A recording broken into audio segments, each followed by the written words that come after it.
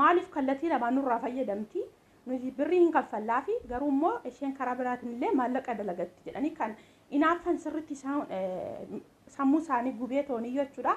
Akkaataa itti isin kaayyoo keessa san irraa isin deebisan barbaadan baay'eetu jiru waan ta'eef. Ashama harka fuudhee akkam jirtan maatii chaanaala kootii kan taatan marti keessaanuu nagaan rabbii lafaaf iddoo jirtanitti isiniif haa baay'atu akkam turtan akkam saatana keessan ana obboleettiin keessan nagaa guuturraa faa qabaa nageenya na bukkee ture isin birallee haa jiraatu isiniin jecha namoonni chaanaala kanaaf haaraa taatan subscribe like gochuudhaan maatii keenyatti dabalamaa kan maatii koo turtan immoo hanga yoona yaadawwan garaagaraatiin na deeggaraa turtan galatoomaa galata guddaa na biraa qabdan ammallee deeggarsi keessan akkuma itti fufetti haa ta'u laayikii gochuudhaan koomentii sheer gochuudhaan walaa jajjabeessinu isiniin jechuu jaaladha.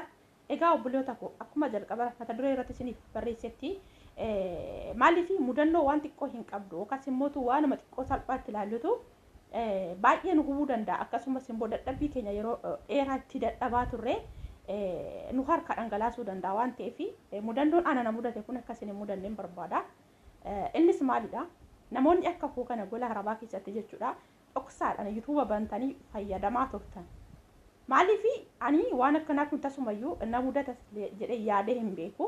Haa ta'u malee immoo baay'isnee of dagannaa nuti jechuudha. Jarri kuni hagamta akka namatti illee haa kolfan, hagamta akka illee fuula haa tolan, hagamta akka nama gaariidha yoo jettan illee jechuudha. Gaafa isinitti garagaranii bofa lafa keessa beektu bofti hogguu lafa keessa marga keessa loo osoo isin hin beekinidha. Kan isin heddu jechuudha. Akkasan isaan karaa isin hin beekneen isin hedda waan ta'eef of eeggannoo cimaa godhaa walumaa galatti jechuudha. Ani mudannoo korraa waa hedduu baradheera. Gizee tokko tokkos immootu barumsi nani irraa argadhe maalidha mudannoo kanarraa wanti hin jedhu lakka gaafa mataa gadi qabannee akka nama homaa hin beeknetti isa gaaris yaraas isa isaan bitaaf mirgaa nutti iyyan cal jennee dandamannee bira dabarru waan baay'een ajaa'ibe dhugaan isin hin jedha akka raajititti dhugaa keessa qonna dinqisiisa ammallee deddeebi'ee nama homaa waa tokko hin beekne nama dubbisa tokko dubbifachuu hin beekne namuma kutaa tokko lama bakka maaliin isin hin jedha namuma zeeroo kilaasillee hin gallee itti fakkaata lakkaa isaanitti. Maaliif akka nama wallaalatitti yeroo hundumayyuu isa isaan dubbatan hamaadhanis yoo dubbatan waan barbaadanis yoo nu hamatanis yoo waan barbaadan jira osoo dhageenyu akka nama dhageenyee waan dabarfannuufi waanuma homaa hin beekneetti fakkaata. Maalidha naan jedha ani akkan fayyadamaa jiru hin beekan isinitti miira kana duras yeroo baay'ee dhokseen fayyadamaa yuutuuba kana dhiyoo kana akkamittiin akka argan hin beeku mucaa isaaniitu jira. Liivii seenee bahee liivii isaan irratti koomentii naa barreessee guyyaa lammataa bilookii godhee yaada garuu deebi'ee dhufee kazaa ashaangulliitii waan kan inni naa barreessu jechuudha. Anis akkuma nama hin beekne ammas calliseetuma zim jedhe yeruma hunda'u jechuudha. Kanaaf maal godhanii guyyaa kaleessaa maaltu ta'e waayifaayi cufanii kan korratti qofa malee kan cufame paaspoortii jijjiiran kan isaaniin hojjeta. Amma maallaan jedhanii silkii kan kee fidii irratti sii sirreessinaa naan jedhan. Silkii itti kennee ka'ee tanan bukkeedhuma dhaabbadhee paatarnii banee fi itti kenne. Kazaa lakkaa inni silkiitti na fuulduraa fuudhee deemee keessa galee ilaaluu waan barbaadee fi kanaaf maal jedha isinitti fakkaate dhaabbadhee toonii hin danda'u taa'anii sirreessee sii fida boodaa naan jedhe. Iddoon inni dhaqee taa'u iddoo biraa ani immoo koshinaan jira waan ta'eef dhaqee keessa galee waan barbaade ilaaluu waan barbaade jechuudha. Haalaan waan tokko wanti silkii koo keessatti jechuudha maaliif iccitii akkuma nama kamitittuu jechuudha wantoota suuraadhaan wal qabate wantoota adda addaa ta'e malee wanti inni laalu hin jiru. Laalu maal lagachi jedheetumaan itti kenne maaliif yuutuubicha silaa already argeera waan ta'eef durumayyuu argeera itti kenne kazaa duuban dhaqee hojjedhu gaan sirreessessi waama naan jedhe. Zimwan jedhe waan tokko iyyuu hin dubbanne. Kazaa silkii sana narraa fuudhee maal godhaa? Muluu jechuudha imeela koo kakachirra jiru haqee imeela haaraa itti yaamee zim jedhee maqaadhuma koo noormaaliidhaan kan biraa irratti banee natti kenne. Gaafani silkii fuudhu waan tokkoyyuu kan duraanii achirraanii imeelli kan kos maal kos yuutuubni waan tokkoyyuu hin jiru akka haaraatitti natti agarsiise. Kazaa dhaqee tananii maaliif dallattee maaliif imeela koo balleessite kan biraatti naa barreessite hin jedhee maaliif ani paaspoortii qofa kan itti buutatte maaliif imeela koo dallatuu dandeesse hin jedheen. Kazaa lakkiin dallanni ani siifan sirreesse malee maal hin jedhe namuu homaa hin beekne itti fakkaata. Kazaa biruma dhaabbadhee tanan asirra galtee imeela kana kan itti jijjiirte imeelli kun kan koo miti duraan an kana miti kan fayyadamaa ture hin jedheen kan jalqaba yeroo ati as dhuftu silkii haaraa sii binne sii kenninu itti bannu itti sii bannen itti sii sirreesse malee waan biraa miti naan jedhe lakke waa'ee imeelaa uumas gaafadhe amma paaspoortii waayifaayi miti mii kanatti itti naa guutuuf narraa fuutee maaliif dallattee hin jedheen ከዛ ወሊtti kaane dhugaa rabbii nama hooma hin beekne itti fakkaata lakka isaanitti gaafa mataa gadi qabatanii hojjettanii dhugaa rabbii ani gizee tokko jireenya gola namaa waan jedhu kaleessa sirritti keessa gadi bu'ee natti dhagaame maaliif akka ta'e hin beeku jireenya koo keessatti akka kaleessa natti dhagaametti natti dhagaame hin beeku kaza maali godhe ani imeela paaspoortii waayifitti qabachuu waan hin barbaade silkii biraatiin paaspoortii sanachirraa argadhe ani paaspoortii isaan ittiin banassanii sana boodatti maalan godhe yoo yeroo biraatis deebisanii kan cufan ta'e jedhee jechuudha sana achi ka'ee maalan godhe nan dallatee imeelani na dallate kan koo deebisee itti yaame maaliif sammuu keessaan qaba waan ta'eefanii yuutuuba kan koos itti yaamee deebisee sirreeffadhe jechuudha maaliif imeelani akka isheen waan homaa hin beekne itti fakkaatu ani dhugaa baay'ee tokko na ajaa'ibe akkamittiin akka inni dallate gaafii dhanaaf jechuudha hin dallate garuu deebisee kan inni itti naabani sanarraa balleessee ka'ee kanuma koo kan duraanii yuutuuba koo wal qabate itti deeffadhe kaza paaspoortii imeeltis waayifaayi sanaas argee jira deebisee itti guuttadheanii jechuudha kaza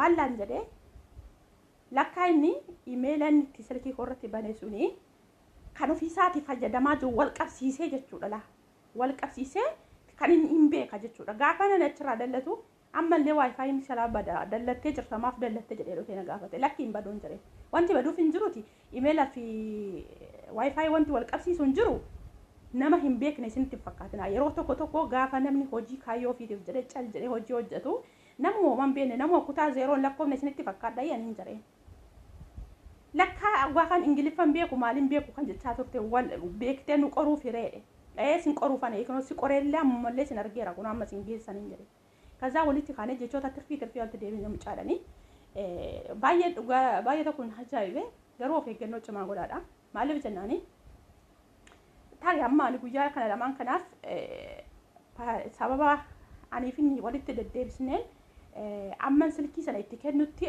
narraa waan cufaniif cufamee dhumarra kanan maaltu na dhibe silaa yeroo gabaabduudha kan jirtu iyyuu qoy na harkaas fuudhe wanti inni argu wanti inni dabarfatu wanti kamiyyuu hin jiru maal kan jedhu jechuudhaani maalifi akkuma namni kamiyyuu silkii itti fayyadamu silkii keessatti gaalaarii keessatti suuraawwan adda addaa yoo ta'e sanarraa kanaaf immootu viidiyoo waraabee yeroo tokko yuutuubarra gadhiise kan qafoo koratti hafe yoo ta'e malee wanti biraa wanti nachirraa argatu sabaan jirreef ittaan kenne kaza atti kenne kanan immoo akka namas hin jire kana na jalaa godhe ofii koo deebisee itti yaammadhe banee jechuudha sababaan imeela sana sammuu keessaa qabu kanaaf walumaa galatti maaliin isin jechuu barbaade tanani namoonni akkasitti silkii keessan irratti maalifi tarii guyyaa tokko rakkoo na mudate kun si mudachuu danda'a waan ta'eef keessattuu imeela keessa sammuudhaan beekuu qabdan kan itti yuutuuba bantan sana sirriitti sammuu keessan keessatti seefii godhattanii sammuu keessan keessa qabaachuu akkasumas immootu waraqata akkasuma yaadannoo waan tokko irratti illee qabachuu hin dandeessan namoonni nan dagadha yeroo baay'ee yaadannootti baay'ata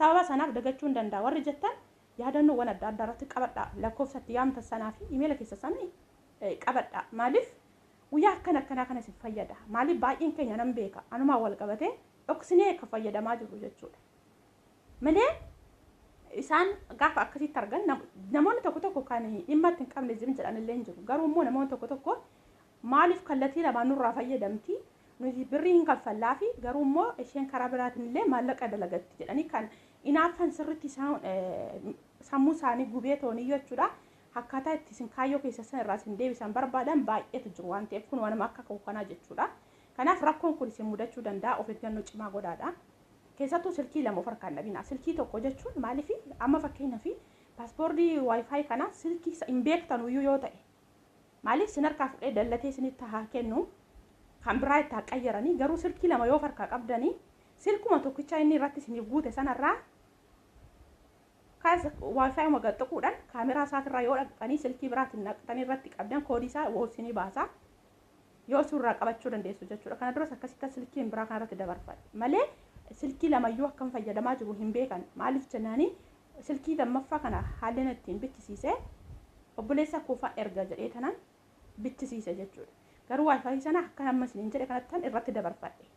Kanaafi akka sanatti uf hin dagatina. Silkii lama ofirraa qabaachuun baay'ee ariifidha, isin fayyada. Ammootu imeela keessan sirriitti sammuu keessatti qabadhaadha. Guyyaa akka rakkoon akkanaaf isin mudate baay'ee tokko jeeqamtanillee baay'ee tokko jechuudha. Dhugaa kana hedduutu akkanatti dhaga'ame. Haa ta'u malee mootu osoo nama akkasitti dagadheera ta'e, ani fakkeenyaaf imeela kan kuusan battala sanatti dagadheera ta'e silaa yuutuuba koo naga uumaan dhabee jira jechuudha. Dadhabbii yeroo dheeraa, dadhabbii hagana hin jedhamne dhugaa hin beektan namni kamiyyuu namni yuutuuba kana hojjettanii dadhabbii hagamii akka nama gaafatu, bu'aa bayii hedduu akkamitti akka namatti fudhatu jechuudha. Kanaaf rakkoon na mudate isa kana guyyaa lamaan kana ollaan irraa namoonni baay'een na dhabdanii akka na barbaadaa jirtanis niin beeka, kuni beekamaadha. Kanaaf rakkoon akkasii kun waan na mudateefam bade isiniin jechuu barbaadeetanii walumaa galatti. Kanaaf iyyuu of eeggannoo cimaa godhaadha. Waan xiqqoo irraa kaayataniiti dhugaa guddaa kan dhabuu dandeessanii. Ani obsee sa'aatii 24 itti kennuu didee macarrashaa irra garuu gaafan maaliifan daataa koo fayyadama. Maafan daataa guutee toonii amma na jirutti amma gola isaanii keessa jirutti maafan maallaqa koon guutaa kanan jedhu silkicha itti kennennaan imeela achirra jiru haqee kan biraatti naaf yaame.